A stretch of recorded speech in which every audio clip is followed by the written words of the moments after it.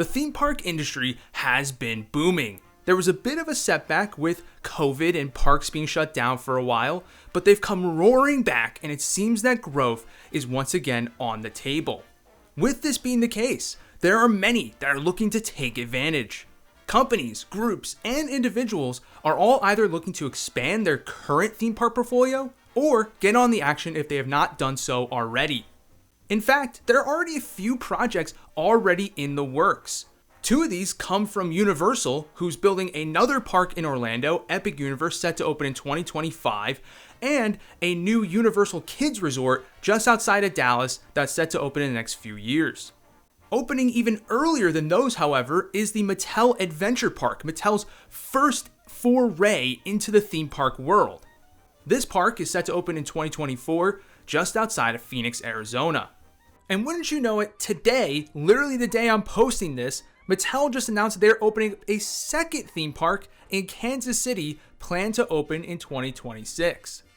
Then there are also some projects that have been announced but haven't necessarily broken ground yet, so, these could still fall through the cracks, but given the fact they do have sizable investment behind them, it seems like they could actually happen. However, they both are in very bizarre locations that I would have not necessarily picked out if I was building a new theme park.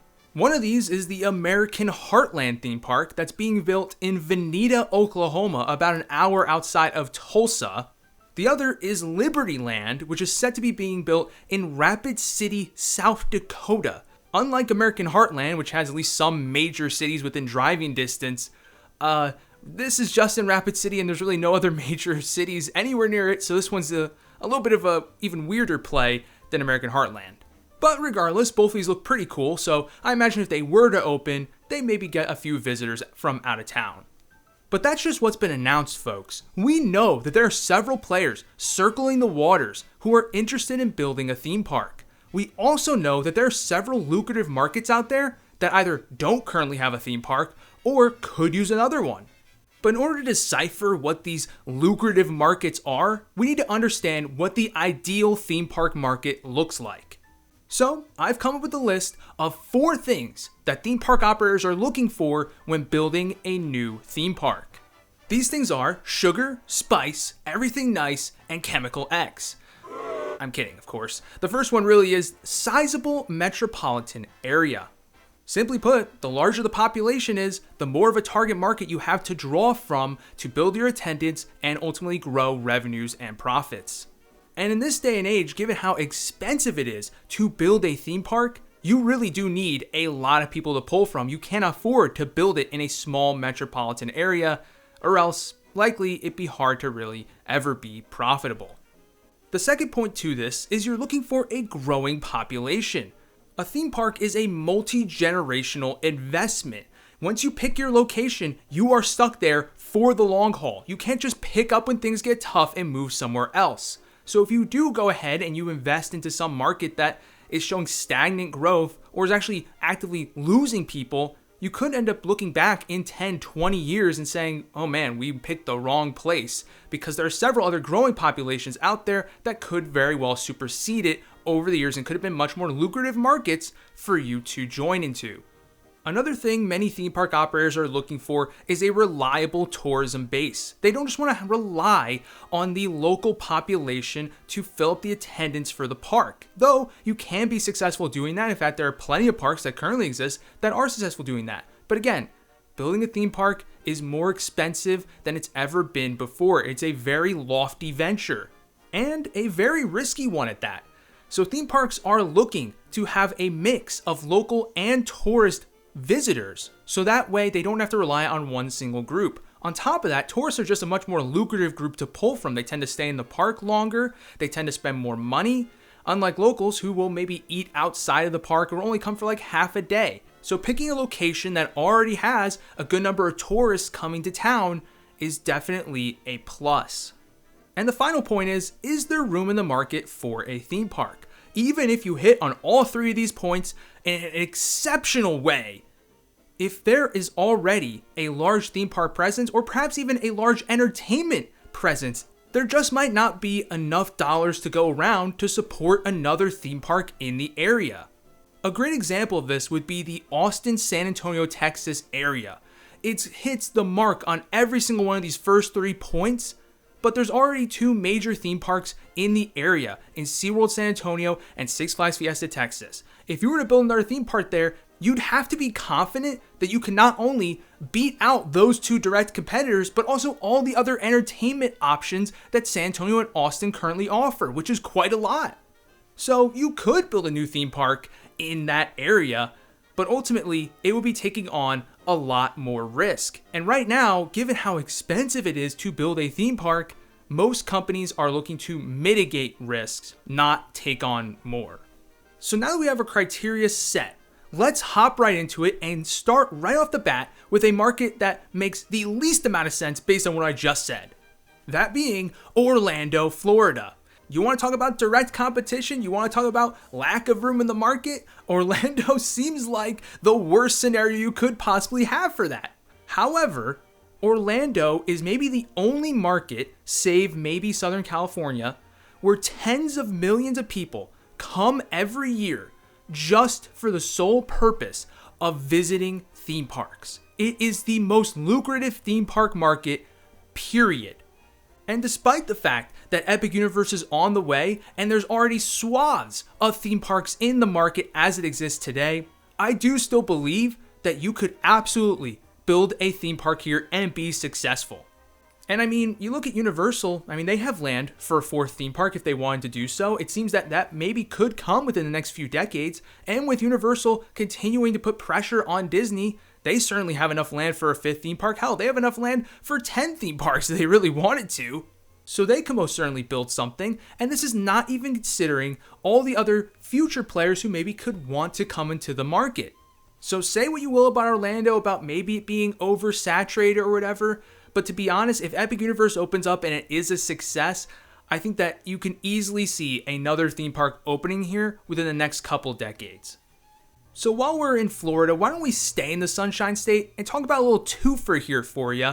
Jacksonville, Florida and Miami, Florida. These are 2 sizable, growing markets that don't currently have a theme park. And though Jacksonville doesn't necessarily pull a ton of tourism, Miami most certainly does.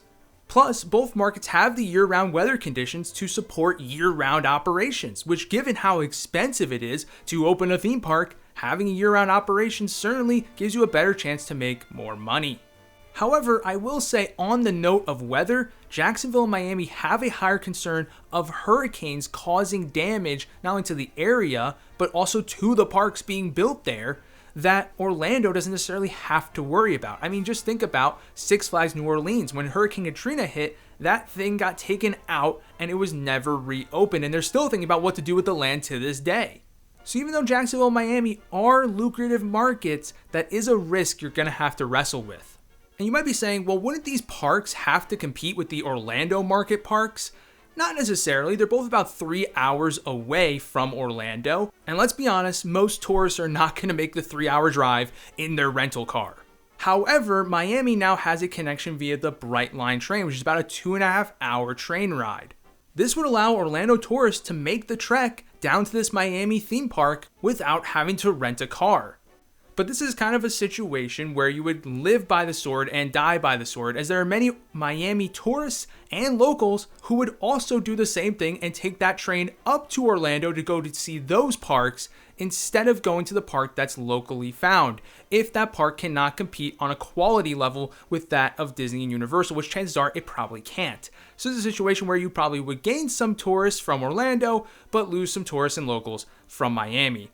And in the case of Jacksonville, even though they wouldn't necessarily have those Orlando tourists making the trek up there, they would be close enough to the Savannah market, which is also a steadily growing market, that they'd be able to pull guests from, since there is no theme park in that market either. So there is some benefits there that Miami doesn't necessarily have. So even though I wouldn't say either of these markets are surefire hits, they certainly are worth consideration. So on the flip side of that brings you to a market that is far overdue for a theme park, that being Houston, Texas. We already mentioned how the San Antonio, Austin, Texas area already has a solid theme park market. Dallas is getting that new Universal park to go alongside Six Flags over Texas. And yet, Houston, the second largest market in Texas and the fifth largest market in the United States, does not have a major theme park to call their own. This is not for a lack of trying though, as there have been many groups that have proposed ideas for theme parks in Houston ever since the closing of Six Flags Astroworld back in the early 2000s. But these have failed time and time again, mainly because they continue to be proposed by small-time chumps who don't have any money of their own to put up for it and are constantly looking for outside investors. To be fair to them, they understand that the Houston market is easily the most lucrative theme park market available left in the United States. So they want to build a theme park there and take advantage, but they ultimately don't have the capital to do so. The latest of these is Texas Land, which is now being proposed to open in 2026, but once again, does not have any funding whatsoever. So we'll see if this ever happens. I didn't include it in the beginning because, to be honest, I don't really think it's going to happen, but we'll see. But regardless, if this small Texas Land park opens or not, there still is huge room in the Houston market for a theme park. There's so many people living there, the population continues to grow at a rapid pace, and the weather allows for year-round operations. To be quite frank, you can't ask for a better situation. Though one opportunity that I think does come close is Phoenix, Arizona. Even though I mentioned at the beginning of this video that they're getting a new theme park in 2024 in the Mattel Adventure Park, this park is a little bit more modest in scale, and I don't necessarily think it's going to be the end-all be-all for theme parks in the area. The Phoenix market just cracked the top 10 most populous areas in the US, and given its current growth rates, it could easily continue to move up that list.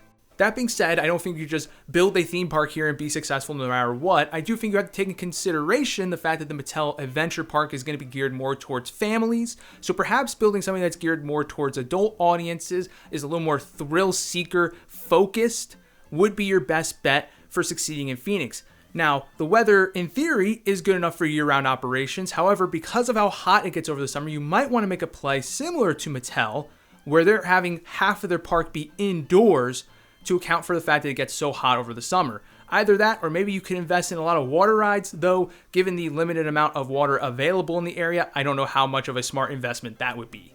Next up, I want to make a pitch for a market that wouldn't necessarily have the weather for year-round operations, but I think would still be extremely successful. That being Chicago, Illinois. You see, Chicago already does have a theme park in the market, that being Six Flags Great America. However, Chicago is the third biggest metropolitan area in the United States. And you look at the two markets ahead of it, New York and Los Angeles, both of these markets have been able to support several major theme parks. So then I have to ask, why not Chicago? If those markets could support several major theme parks, I don't see why Chicago couldn't support two. But even to that note, I don't necessarily even think Six Flags Great America is like the most intimidating competition out there, as it is about an hour away from the city. It's not necessarily super close, and you wouldn't even necessarily have to break the bank in order to beat it in terms of quality. However, it is worth mentioning that even Disney was not able to succeed in the Chicago market. They opened up a Disney Quest massive arcade in the middle of the city that was not able to be successful and closed after a very short period of time. So, if Disney couldn't succeed here, that's maybe a bad omen, so keep that in mind. So given Chicago's massive population and massive tourism base, including, probably one of the most visited airports in the country, I think despite not being able to operate year-round, this would still be a top-tier lucrative option that operators are looking at. But you know what? Let's jump to the West Coast and let's talk about a market that doesn't have a theme park to call its own. That being Seattle, Washington. In fact, the Pacific Northwest is kind of a dead spot when it comes to theme parks. Really, the only park in this entire area is Silverwood in northern Idaho, and that's a several-hour drive outside of Seattle. So you consider that, if you were to build a high enough quality theme park in this area, you'd likely have people traveling from other areas in the Pacific Northwest to come visit it, in particular Portland. Even though Portland's not, a great market because it is a shrinking population at the moment, but still, it is still one of the most heavily populous areas in the country, so that still is a nice market to have in your back pocket. The drawbacks here mainly come with the weather. Obviously, of course, you couldn't be year-round operations. However, there's also the worry that it does rain quite a lot in Seattle, and that would inevitably hurt any operations for any sort of outdoor attractions you might have. So even though Seattle seems to check most of the boxes, ultimately, if you were to build here, you maybe would think about building an indoor theme park. Which, on a similar note, could be Denver, Colorado.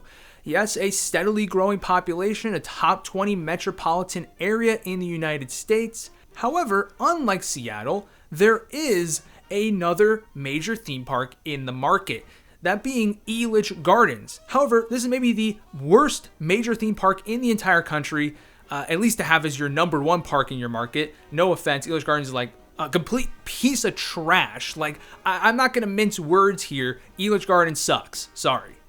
And I think given the low attendance that Elitch Gardens sees, I think clearly the Denver market is begging for a new theme park to fill in the gap. But here's the thing. Where does Denver's main tourism come from? It comes from skiing and snowboarding and stuff like that, which yes, is kind of a year-round thing in Denver, but for the most part I think is mainly popular in the winter months. So really, if you're gonna open a theme park in Denver, it could be lucrative to build an indoor theme park like Seattle, because you'd be able to be open when the majority of the tourist market is in town. But enough talking about these regional theme park players, let's talk about the most high-risk, high-reward play there is in the theme park market today. That being the gambling capital of the world, Las Vegas, Nevada. Now, everyone's familiar with Las Vegas for having incredible tourism, but they also have a booming residential market as well. People are moving there in droves. And even though Las Vegas is home to some minor theme park plays like the Adventure Dome at Circus Circus, they ultimately don't have a major theme park in the area. So it seems almost too good to be true because it seems like it checks all the boxes. However, this is where the high risk part comes into play. Given the tourist destination that Las Vegas is, there are thousands of entertainment-related activities to do in Las Vegas. So even though you wouldn't necessarily have to compete with another theme park, you would have to compete with pretty much every single one of those things and convince people to spend their day at your theme park instead of doing any of those other things. And as history has told us, that is easier said than done. The MGM Grand actually opened up a theme park back in the 90s, MGM Grand Adventures, that was actually fairly well themed, had some cool rides, had some cool attractions, but ultimately was not an enticing enough option for guests to go and visit, and the park ultimately closed after a short period of time. So if you're gonna build a theme park here, it has to be world class. It better be world class, or else you are in for a world of hurt. In fact, Universal actually has their own project that they're opening here, a Halloween Horror Nights attraction. Perhaps keeping an eye out on that and seeing if that's successful might give you a good idea of how lucrative Las Vegas could be. Because you have to imagine that Universal is going to put up an offering that's very high quality. And if that's not even able to succeed, then I would say, okay, back off. Theme parks are not doing it in Las Vegas. But if that's able to succeed, then it proves that a high quality theme park can be successful in Las Vegas. And given the growing population and the massive tourism base, this could be easily top 5 most attended parks in the country if you are able to get onto that successful side of the coin. And that brings me to my final major suggestion, which is Nashville, Tennessee. Nashville is almost like a mini Las Vegas opportunity, right? It's got a good amount of tourism, it's got a booming population, and it's got a good amount of things to do that aren't theme park related. The closest theme park to this area is Dollywood, and that's over 3 hours away. So if you can build something that's an enticing enough offer to compete against the other entertainment activities in the area, then I think you could be very successful in Nashville. So even though that was the last of my major suggestions, let me throw out a few flyers for you here. Boise, Idaho, and Bentonville, Arkansas. Those smaller markets, they are steadily growing, and they have a few big corporations that are headquartered here, making for quite a wealthy population. So, building a theme park here could be a good idea because there'd be a lot of people that have a lot of money to throw around that could visit. So keep an eye out for those. So there you have it, folks. Here is the map of all the places we talked about today that could be seeing a theme park or are seeing a theme park come in the near future.